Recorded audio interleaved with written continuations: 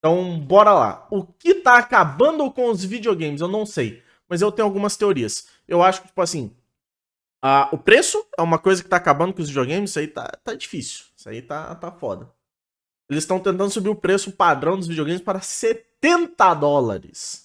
Meus amigos, US$ 70 já é muito dinheiro em dólar. Imagina em real. Não viu um vídeo desse negócio? Pois então, Zazá, use o comando exclamação sociais e se inscreva no meu canal do YouTube, porque faz um tempinho que eu não posto vídeo lá, portanto serão os últimos vídeos postados. Apenas R$ 400 um lançamento, porra, e o foda é que é tipo, os baratos, né? O Diablo 4 tava custando quanto quando lançou? Porque tipo assim, padrão do mercado hoje em dia. Você tem um jogo, que é só o jogo. Você tem o jogo edição deluxe. Você tem o jogo edição ouro. Você tem o jogo edição especial de alguma coisa e tal. Então, tipo assim, eu lembro que o Diablo tava custando em torno. O mais caro tava saindo por algo próximo ali, pra mais ou pra menos, de R$ 500. Era tão fora da curva que nem. Pois é. Pois é, a coisa tá ficando, tipo assim, bem maluca pra ser curto e grosso. Boa noite, Orion. Olha só quem apareceu. Mas então vamos descobrir o que tá acabando com os videogames. Global. Aquecimento global não era uma das opções. Admito que tô surpreso. Não imaginava que essa era uma das causas. Não, desculpa. Orçamento de jogos é um daqueles Tá problemas tranquilo. que existe há décadas, tá ficando cada vez pior e se continuar nesse ritmo, inevitavelmente vai acabar. É nada tão dramático assim. Ok, e a culpa, como sempre, é nossa. Graças à nossa obsessão com jogos mais e mais realistas e complexos, a média de custo de jogos AAA passou de cerca de 1 milhão no PS1 para 5 milhões no PS2 para 30 no PS3 e hoje em dia não é incomum que um jogo custe 200 milhões para ser feito. Cara, eu vou falar uma coisa pra vocês. Eu tava vendo os desenvolvedores da Sony comentarem sobre isso. Tipo assim, as pessoas ficam pedindo muito, lança logo o próximo God of War, lança logo o próximo jogo grande e tal, não sei o que lá. E eles estavam comentando que hoje em dia, o tempo que leva pra você desenvolver um jogo é assim, em torno de 4 anos. Então leva muito tempo. É por isso que a gente tem que esperar tanto pra ver a continuação de jogos AAA. Perguntando se devs, jogos e players deveriam saber sobre aquecimento global.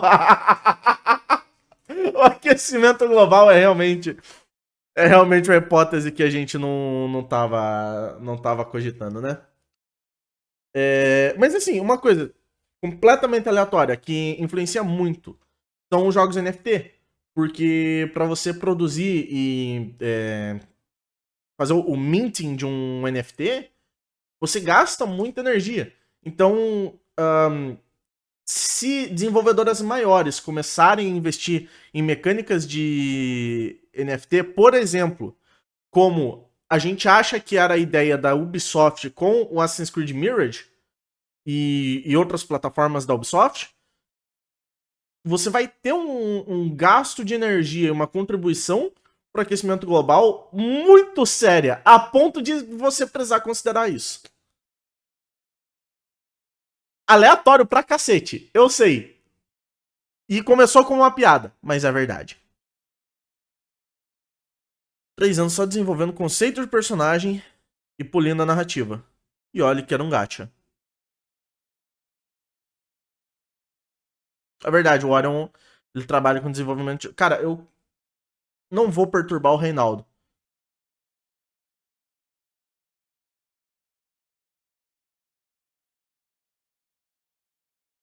Mas seria legal ter o Reinaldo aqui também, porque o Reinaldo ele trabalhou na produção do The Last of Us 2. A gente normalmente faz a piada dizendo que ele é o dono do The Last of Us, mas realmente tipo, ele tem uma visão de insider de grandes desenvolvedoras. Eu imagino que o Orion não tem essa. Não tem essa experiência, né? Até agora, tipo, eu acho que você nunca me falou de ter trabalhado com uma desenvolvedora desse calibre como é a Sony.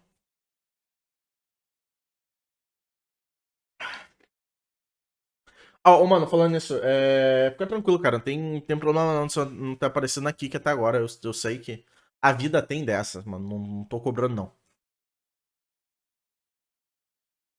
Se eu tivesse um agora, eu estaria jogando.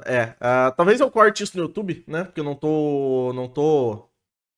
É, não tô indicando a pirataria, mas o Steam Deck ele tem um emulador de uso que transforma o teu Steam Deck em basicamente um uso, né? Então olha só. É Montoon, Deus conheço. Eu não sei se você tá entendendo a gravidade da situação. Vamos colocar esse gráfico de um jeito que fique mais fácil de prever como tudo isso pode acabar. Pensa que um jogo Porra, é verdade, você tava processando os caras, né?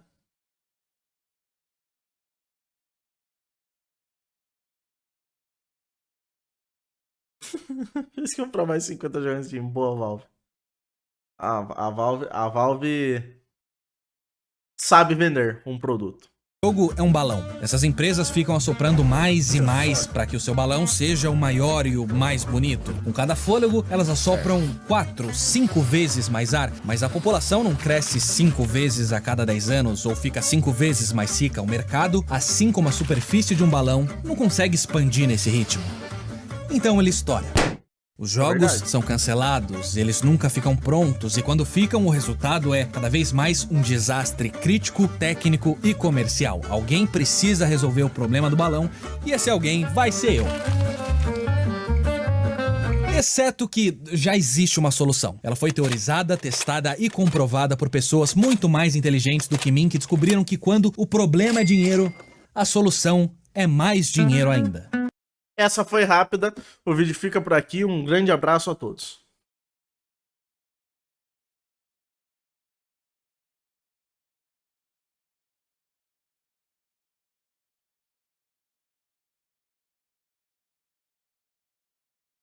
Estúdio, e no caso que o problema é um estúdio agregado que presta serviço para Montoon.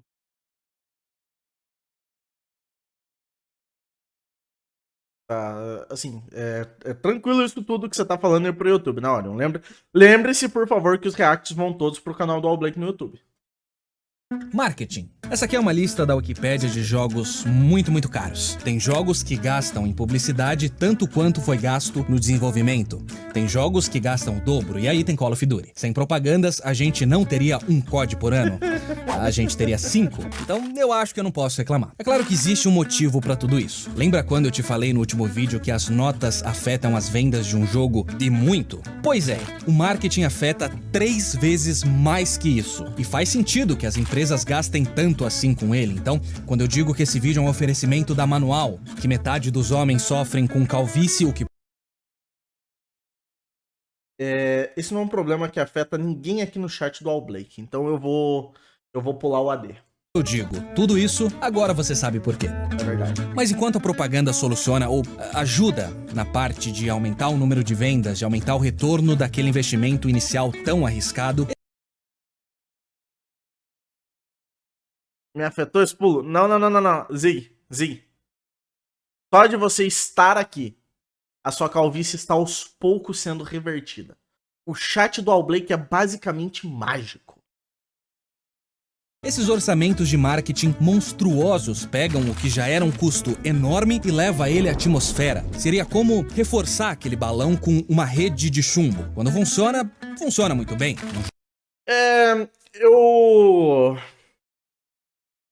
comentei, né, sobre o tempo que você leva pra desenvolver um jogo e tudo mais. E aí eu tava pensando, porque assim, eu reclamei deles estarem tentando aumentar o preço pra $70. Vocês aqui no chat também reclamaram, vocês concordaram comigo. Mas aí eu começo a pensar, cara, não é injusto que a gente peça um investimento de tempo tão grande dos desenvolvedores como é, né, o atual ciclo de desenvolvimento de jogos e reclame do preço aumentar? Talvez seja. Vou continuar reclamando. Eu tenho certeza que a Sony e que a Nintendo, e absoluta certeza que a Microsoft não vai falir se os jogos continuarem custando 60 dólares. Mas aí eu comecei a pensar agora um pouco pelo lado humano.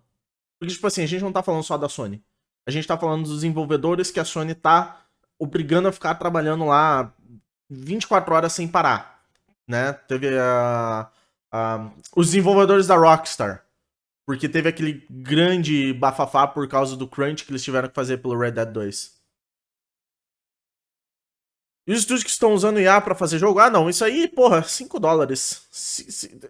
5 reais. Tem cigarro solto. É isso que vale o jogo. Cyberpunk bugado até hoje. Será que ele ainda tá? Porque, tipo assim, todo mundo tá falando que o Cyberpunk sofreu um grande revival estilo No Man's Sky. Eles consertaram muitas coisas. E que, inclusive, a DLC que eles estavam pra lançar, ou já lançaram, não sei, eu parei de acompanhar as coisas do Cyberpunk. Iam basicamente mudar o jogo como um todo. Os contra as IAs. Eu vou fazer uma pequena defesa das IAs. Não faz muito tempo eu joguei um jogo aqui em live chamado Undying. E eles estavam usando IA pra traduzir o jogo, mas era um placeholder. Então, tipo assim, pra tornar o jogo mais acessível para outros públicos que não falam inglês e chinês, porque era de uma desenvolvedora chinesa, eles usaram IA pra fazer a tradução. Isso eu achei legal. Mas eles deixam claro, é um placeholder e vai ser traduzido de forma profissional mais tarde. Porém, é um jogo indie. E só deles terem a iniciativa de tentar facilitar o acesso do jogo, eu já acho legal. Então, nesse caso, eu apoio. Mas só como uma medida temporária. Mas não vale o valor que é. Qual o valor do Cyberpunk hoje, sabe? Jogo que já venderia bem vai vender melhor ainda, mas aqueles fracassos agora perdem 2, 3, 5 vezes mais dinheiro. E quando... Ai, meu Deus. Grande abraço, Redfall. O jogo deveria ter sido cancelado. Não sei se vocês sabem, os desenvolvedores de Redfall falaram que eles estavam esperando que a Microsoft cancelasse o jogo quando eles compraram a Bethesda. 150, 200 em promo 100. Então, cara, a gente tá falando desse assunto do preço e eu não sei se vocês ficaram sabendo da polêmica de que a From Software aumentou os preços de Dark Souls antes da Steam Sale. Então, tipo assim, agora o preço original, o preço com desconto, tá próximo ou até mais caro do que o preço original do jogo. E aí, tipo, cara, eu fiquei em choque, porque a From Software não precisa disso pra ganhar dinheiro.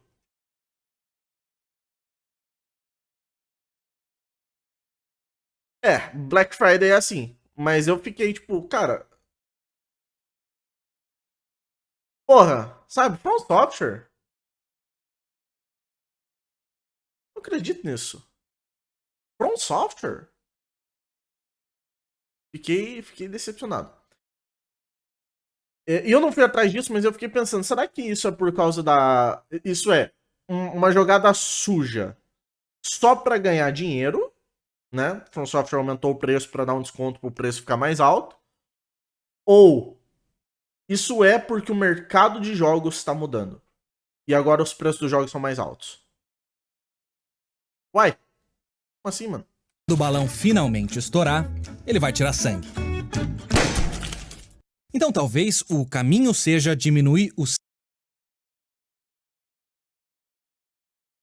Eu não acho que seja assim que a física funciona.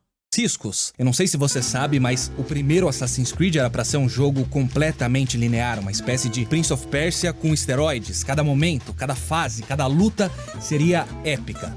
Até que a ficha caiu do quanto tudo isso iria custar. Então, eles tiveram que repensar todo o jogo. Eles já tinham essa tecnologia super impressionante de multidões e nada fazia mais sentido, então, do que fazer um jogo que se passasse em uma cidade. Se é uma cidade, é natural que esse seja um mundo aberto, o que é ótimo porque todo mundo sabe que mundos abertos são super baratos de fazer, certo? Isso é uma moda, digamos assim, uma trend entre jogos de você transformar tudo assim em mundo aberto e você fazer um mundo maior e mais expansivo que você puder.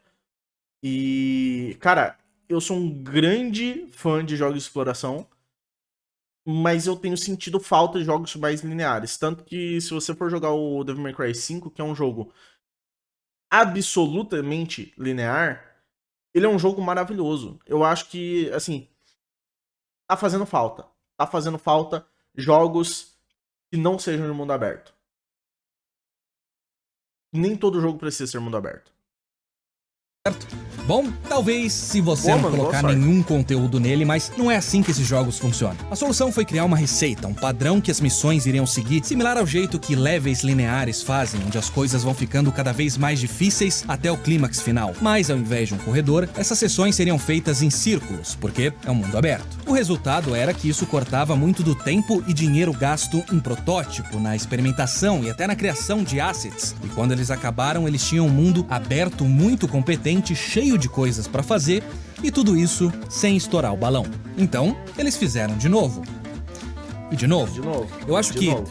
na metáfora seria como se os balões se reproduzissem. E confia em mim, eu pensei muito no assunto, é assim que balões transam.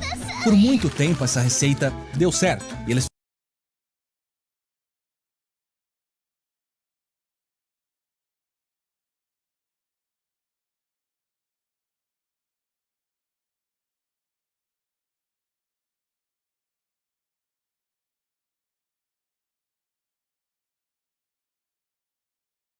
ficaram tão bons em seguir ela e o orçamento de cada jogo diminuiu tanto em comparação à competição que eles agora podiam lançar um mundo aberto por ano. Também. Vários mundos abertos por ano. Mas, como tudo, tinha um limite. Com cada iteração, aquela fórmula ficava Ai, meu Deus.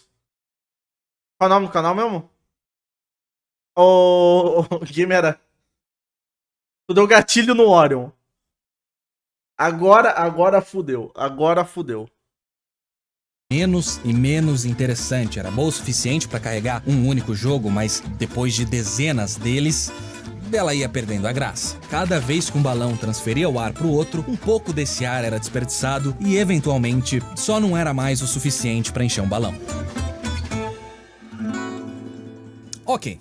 Aí vai a verdadeira solução. Às vezes, você precisa pensar fora da caixa. E se um balão não for um balão? Se um balão é uma coisa que flutua no ar, ele não precisa necessariamente segurar o ar dentro dele. O ar pode passar como uma corrente infinita, constante. Jogos como serviços. A ideia é simplesmente perfeita, o inverso do problema do marketing. Você não gasta mais para produzir um jogo, mas recebe o equivalente a 5 jogos. Esses serviços não são feitos para ter um final. Você joga para sempre e uma hora ou outra você vai sentir a vontade e a necessidade de gastar mais dinheiro com isso, que agora é parte da sua vida. A ideia é tão boa, na verdade, que todas as empresas de jogos AAA fizeram uma transição para esse modelo de negócios. E Deixa eu ver se ele vai comentar o que eu tô pensando. Ubisoft, Activision, Take-Two, até a Sony agora vai trocar os seus jogos por serviços. E a aposta deu certo. Todas elas adoram se gabar da enorme fatia do seu rendimento anual que vem desses gastos recorrentes do usuário. Ok. Então, seguinte, meu comentário sobre isso é tal qual o mundo aberto. Cara, jogo como serviço serve. Eu não vou reclamar disso. Eu não vou dizer que é uma coisa terrível. Não vou dizer que, tipo, não pode fazer. Pode. Mas ao mesmo tempo, nem todo jogo precisa ser um jogo como serviço. Eu acho que jogos como Fortnite, jogos competitivos online, eles funcionam muito bem você tendo essas coisas. De passe de batalha, passe da temporada, etc. Que venda skin, que venda arma, que venda boneco. O Dash eu não sei falar sobre, era um looter shooter. Eu não entendo muito de looter shooter, não gosto desse gênero. E se você quiser comentar alguma coisa sobre os gacha, Orion, fique à vontade. A questão é, o que a gente tem visto é que tal qual a trend do mundo aberto nos jogos, né, do jogo de mundo aberto, estão tentando inserir um modelo que é pensado principalmente para jogos online em jogos single player. E aí a gente vai ter o caso que foi quando revelaram que o jogo do Esquadrão Suicida ia ter um passe de batalha pra você ficar jogando um jogo single player e liberando skin pros teus personagens. Como assim, doido? Como assim, porra? É um jogo single player. Que loucura é essa? E é por isso que, nesse exato momento, parece que os serviços são a solução pro problema do balão. Porque os serviços podem ser a solução pro problema do balão, mas eles criam um outro problema diferente. não é um balão, é um drone. E todo mundo tem o seu. Make sense. O que tá começando a se tornar um problema. Se tem Previ essa. uma falha nessa ideia é que esses serviços não só competem com outros jogos, eles competem com serviços. E eu não sei se você reparou, mas hoje em dia tudo é serviço. Eles competem com a Netflix, com o YouTube, com tudo que faz parte da sua rotina. Para esse modelo funcionar, você precisa investir um tempo no seu dia a dia que é limitado. E quanto mais e mais jogos viram serviços, eles acabam canibalizando um o outro. E mais importante, né? O serviço prestado, que no caso é o jogo, ele tem que ser bom. A indústria do videogame, ela é maravilhosa do ponto de vista de, tipo assim, nós que consumimos esses produtos, nós que jogamos videogame, aparentemente temos uma exigência muito baixa para a qualidade de um jogo. É normal a gente falar assim, jogo da Bethesda, deixa que o modder vai consertar. E aí a Bethesda vai e lança o Fallout 76 completamente quebrado. O modder não pode consertar o Fallout 76. Se você vai prestar um serviço em um jogo como serviço, preste direito. Faça um bom trabalho. Porque não dá pra você só esperar que as pessoas fiquem atirando dinheiro em você. Fiquem atirando dinheiro no seu jogo. O jogo tem que pelo menos funcionar. E novamente, né, eu aí exigindo o básico do básico da qualidade da prestação de serviço, que é o serviço funcione.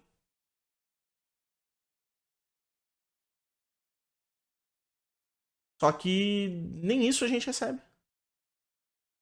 Em qualquer outra indústria, se os jogos fossem lançados, se o produto fosse lançado no estado que os jogos são lançados hoje, todos eles cheios de bug, cheios de problema, que precisam ser consertados em patches que vão sendo lançados semanas após o lançamento, cara, essa indústria teria falido.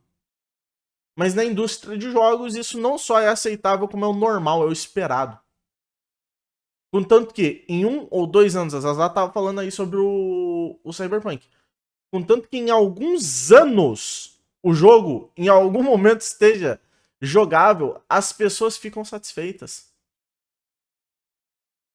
Isso é um problema com a gente, né? Isso é um problema com gente que joga videogame. Nós deveríamos esperar mais e cobrar mais. Tantos desses serviços estão morrendo que parece que todo dia sai uma notícia que um jogo foi fechado. E parece porque é exatamente isso que está acontecendo. E aí? Beleza. Com todas essas notícias, toda semana de que os jogos estão sendo fechados, com que cara fica o otário que gastou dinheiro pra liberar o passe da temporada, o passe de batalha, o cara que gastou dinheiro nesse jogo? Com que cara fica ele? Me explica. Foda. 6 jogos em uma semana. Aí, ó. Se o Vavá falhar amanhã, com que cara fica o Orion? Tá gastando dinheiro no jogo. Agora, os especialistas dizem que essa é só uma pedra no caminho, que é o mercado se reajustando.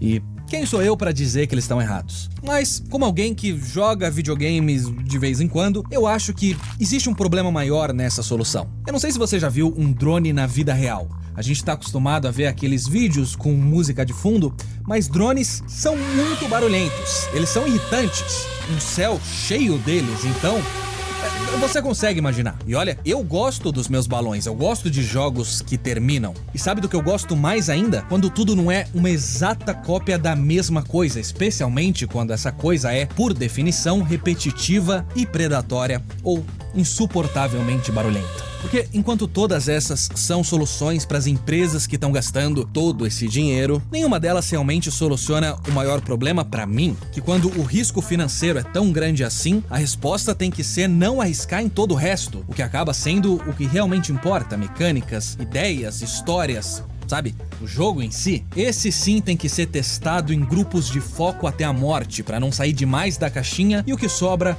é só aquilo que sempre dá certo. E é por isso que talvez a melhor solução para realmente abaixar os riscos e aumentar a diversidade, e você não vai gostar nada disso, mas é a inteligência artificial. Para continuar.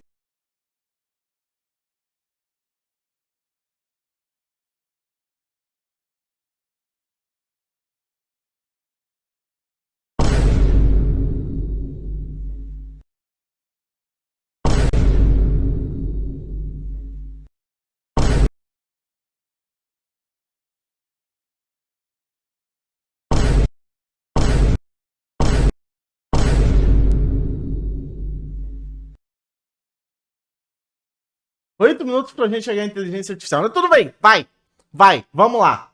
Vamos escutar o argumento dele. Continuar com essa metáfora que por algum motivo ainda faz parte desse vídeo, a AI seria como encher um balão com ectoplasma em vez de ar.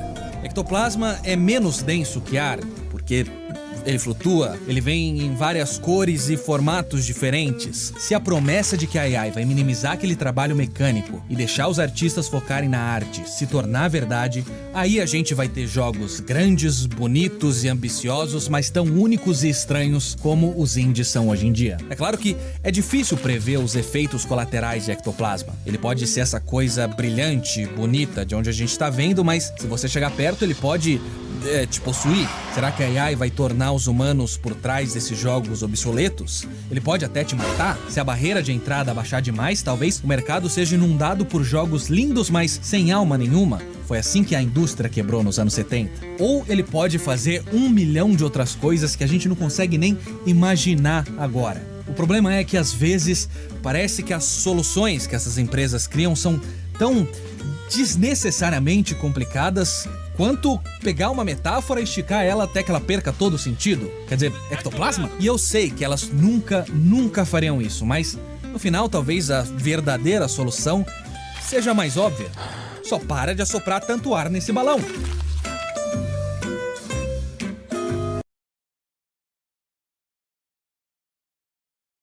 Ok. Me perdeu aqui no final. Quando meteu a inteligência artificial. Eu apoio a ideia de parar de soprar o balão, mas a questão é assim, por que eles continuam soprando o balão? Vamos aproveitar aí a metáfora que foi esticada por 10 minutos de vídeo. Porque no fundo tem uma grande plateia de gente doida gritando assim, assopra, assopra, assopra, assopra. Que somos nós comprando os jogos que estão saindo uma bosta, que estão saindo quebrados, que estão saindo já sem alma. Então, assim, eu vou até aceitar o argumento da IA, porque, assim, o jogo já tá saindo sem alma, cara. O jogo da Ubisoft, eu sinto que os desenvolvedores precisam lutar muito pra botar alguma paixão nos últimos Assassin's Creed. Então, assim, gamers de todo mundo, univos. Vocês não têm nada a perder a não ser os seus grilhões. Parem de comprar jogo merda. Façam-se ouvir com suas carteiras.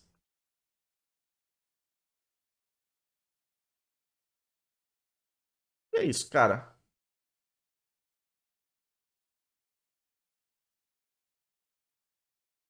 Velho, é tipo assim. Vamos lá, vamos pensar um pouco. O fã médio fica pedindo jogo igual? Em teoria, sim. Mas até que ponto ele fica pedindo jogos iguais? Porque assim, os fãs de Assassin's Creed estão reclamando há muito tempo do atual estado de Assassin's Creed. Os fãs do Assassin's Creed raiz nunca pediram essa mudança para um jogo de RPG. Mas a galera, a Ubisoft fez essa mudança. E basicamente, eu sou um pouco culpado disso. Eu sou um pouco culpado disso. Mas o fã de Assassin's Creed, que odeia Assassin's Creed hoje, continua comprando religiosamente todo Assassin's Creed. Eu sou muito culpado disso. Eu comprei o Valhalla na pré-venda. Eu esperei o Odyssey pegar um desconto assim considerável, mas o Odyssey me convenceu a comprar o Valhalla. E eu fico me perguntando, onde está a paixão por Assassin's Creed? Porque não é mais pela narrativa, não é mais pelo personagem. A Eivor não tem nada de Ezio.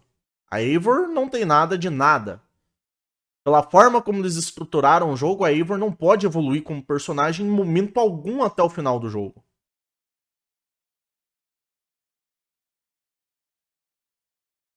E aí?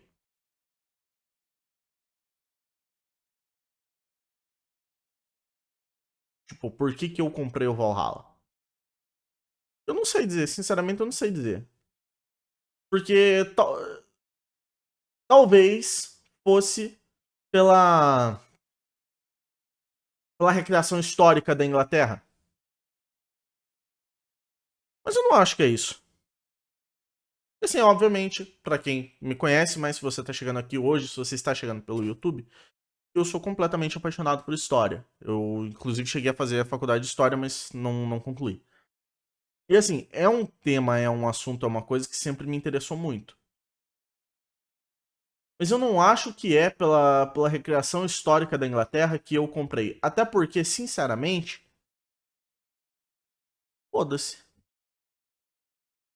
É só um passeio por campos e mais campos de mais nada. O Assassin's Creed Valhalla. E eu fico, nossa, por que eu comprei Assassin's Creed Valhalla?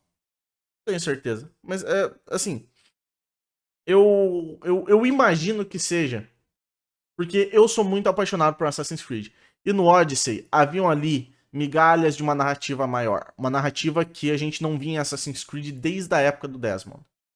E quando eu vi essas migalhas, eu fiquei animado até demais. Eu falei assim, eu quero ver como é que isso continua.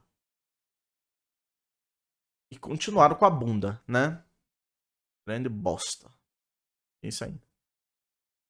É o nome do jogo, daí saiu Honkai e eles hyparam pra caralho. Mas, desculpa, cara, eu não falo gacha. Qual é o problema no Honkai? É porque ele é igual ao Genshin? Enfim. Essa é a situação que a gente se encontra.